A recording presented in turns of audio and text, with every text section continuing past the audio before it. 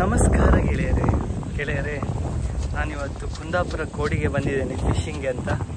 ನನ್ನ ಜೊತೆ ನಮ್ಮ ರಾಜೇಶ್ ಅವರು ಹಾಗೂ ಸಂತೋಷ್ ಅವರು ಇದ್ದಾರೆ. ಈಗ ಜೋರಾಗಿ ಗಾಳಿ ಬೀಸಲಿಕ್ಕೆ ಪ್ರಾರಂಭವಾಯಿತು. ಫಿಶಿಂಗ್ ಮಾಡೋ ಹಾಗಿಲ್ಲ.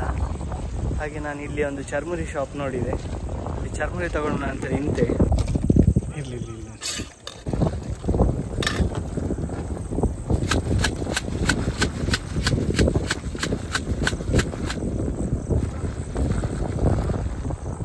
ಇಲ್ಲೇ ಇಟ್ಟು ಹಾಗೆ ಚರ್ಮುರಿ ತಗೊಂಡು ಇಲ್ಲಿ ಈಗ ನಮ್ಮ ಸಂತೋಷ್ ಅವರು ಹಾಗೂ ರಾಜೇಶ್ ಅವರು ಅಲ್ಲಿ ನಿಂತ್ಕೊಂಡಿದ್ದಾರೆ. ಒಂದು ಸಂತೋಷ್ ಹಾಗೂ ರಾಜೇಶ್ ಅವ್ರಿಗೆ ಕೊಡ್ತೇನೆ. ನೋಡಿ, ಮಳೆ ಬರೋ ಹಾಗಿದೆ, ಗಾಳಿ ಬೀಸ್ತಾ ಇದೆ. ಇದೆ ಕುಂದಾಪುರ ಕೋಡಿ ಜೀವ ಹಾಕಿದ್ದು. ನಮ್ಮ ರಾಜೇಶ್ ಅವರು ಇಲ್ಲಿ ಕೂತ್ಕೊಂಡಿದ್ದಾರೆ.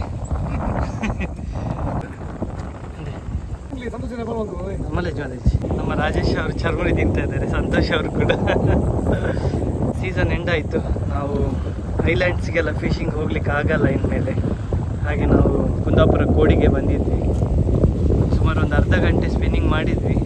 ಫಿಶಿಂಗ್ ಆ್ಯಕ್ಟಿವಿಟಿ ಏನಿರಲಿಲ್ಲ. ನೀರು ಬರಲಿಕ್ಕೆ ಶುರುವಾಯಿತು ಈಗ, ಆದರೆ ಗಾಳಿ ಹಾಗೆ ಜೋರಾಯಿತು. ಹಾಗಾಗಿ ನಾವೀಗ ಚರ್ಮುರಿ ತಿಂದು ಮನೆಗೆ ಹೊರಡ್ತೇವೆ. ಈ ವಿಡಿಯೋವನ್ನು ಇಲ್ಲಿಗೆ ಎಂಡ್ ಮಾಡ್ತೇನೆ ಗೆಳೆಯರೆ.